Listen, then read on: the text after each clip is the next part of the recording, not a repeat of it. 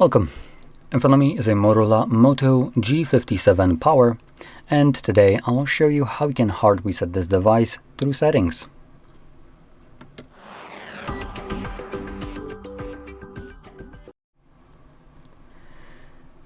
So, to get started, you will want to open up your settings application, and in here scroll all the way to the bottom to, actually not to the bottom, to System.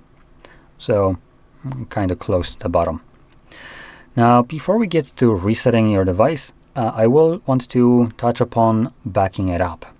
So because this process removes all your data, it's pretty important that whatever personal data you keep on here that is just being stored on this device is backed up. Now if you're not interested in backing up any of your data, by all means skip forward.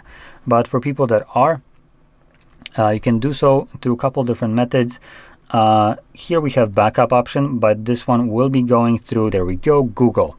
This is a very limited backup. I genuinely don't recommend this unless it's your last resort, last option, and you don't have any other potential possibilities to do anything else. And even so, you might still need to create additional backups on top of this backup of some of the data just because Google is limited. So when it comes down to it, it actually tells you what it will backup. So other device data, we have contacts, call history, device settings, apps and app data, SMS messages, MMS messages, and SIMs. Now SIM, it actually refers to eSIM if the phone supports eSIM, which I don't think this one does. So that's it. Now when it comes on to the above option, photos and videos, automatically back up your Google Photos to so that you can view, share, and search. Now there is a limitation to this. It's a very heavy one that it's kind of odd that it didn't mention, but your Google Drive, which stores these photos, is limited to, at this moment, 15 gigabytes. Now, if you have more than 15 gigabytes of photos and videos combined, then Google will upload up to 15 gigabytes. Everything above that, they're just ignoring. So as a backup, it's absolutely atrocious because it's not actually backing up everything. And on top of that, what it is backing up, it most likely will be fed to Google's AI machine. Gemini needs to learn from everything that it possibly can hoover up, and your photos are free game considering you uploaded them to Google. So I genuinely hate this just because privacy-wise, I don't want my photos to be available to Gemini to learn from. And additionally, the limitation of 15 gigabytes only is a pretty stupid one as a backup. So yeah, and there's also another thing that it will back up in a way, which is your applications. Actually, it doesn't mention that it's apps right here, apps and app data. Now, app data, I'm pretty damn sure it's going to be ignored. That is not in the things that Google is backing up. They don't give two shits about it. App data is responsible for how the application is set up. So if you have an app that allows you to change from light to dark mode in it, that's app data. Your phone keeps it as long as it's on the device. Once you delete the application, it also deletes app data. And when you reinstall that app, it usually, you would have to set that up again back into dark mode. So that's basically what app data is, and certain processes allow you to basically back that up. So the idea of applications staying in dark mode basically gets also backed up, and you don't need to change it when you get the app on different device or when you restore it. I'm pretty sure that's not the case for Google. So this is kind of a lie. Another thing, apps. The way Google actually just backs up apps, it's actually not backing them up at all. So the apps that it deals with are ones that came from Google Play Store. If an app originated outside of Play Store, Google basically closes their eyes and pretends that it doesn't exist with an idea of not my circus, not my monkeys. And this gets even more retarded when you consider that even when there is application is from them and it's their circus and their monkeys, if Google or the developer of said app decides to remove that application for whatever purpose, that backup basically goes to shit because you can't restore this application anymore because Google doesn't back up the applications. They're just pulling them freshly from Play Store automatically. So you don't actually need to open it up. The phone does it automatically for you. And it downloads it from Play Store. But if the application no longer exists in Play Store, well, you have nowhere to download this application from then.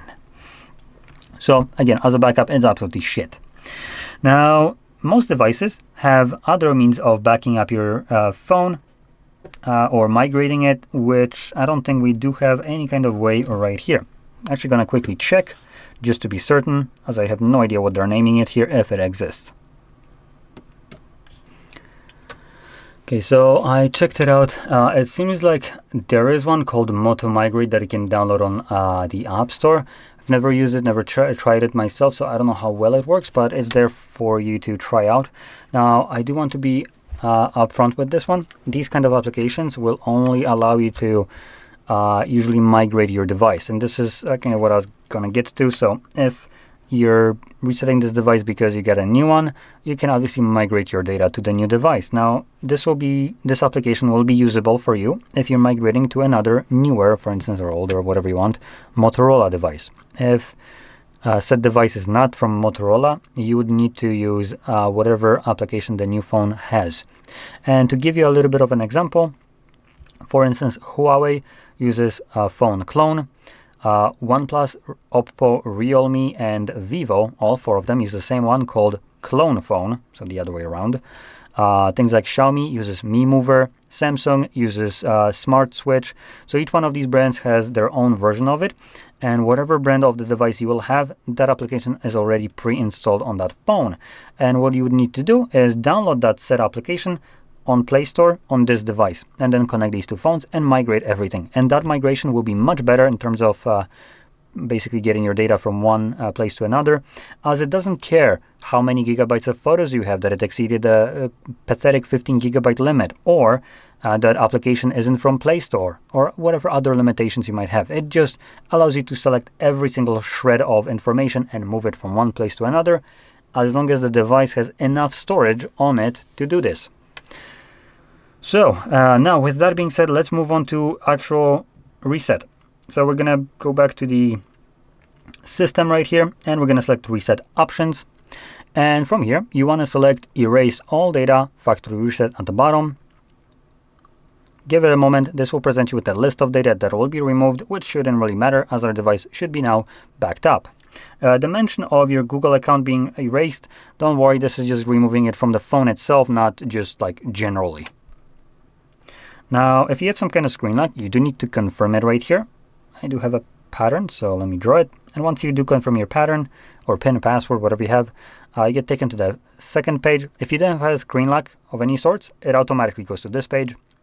And here, just tells us again that all data will be deleted and this cannot be undone, which our phone should be backed up. So let's move on by selecting erase all data, and this will now begin resetting the device.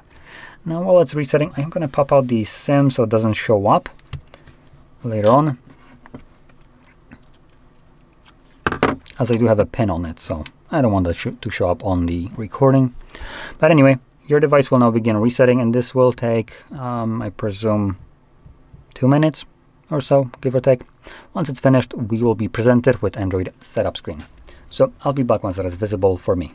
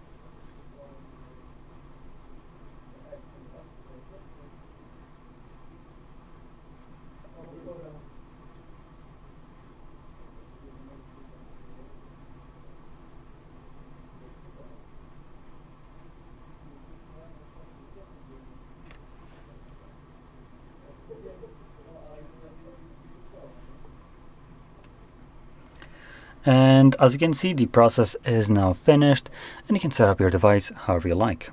So if you found this video helpful, don't forget to hit like, subscribe, and thanks for watching.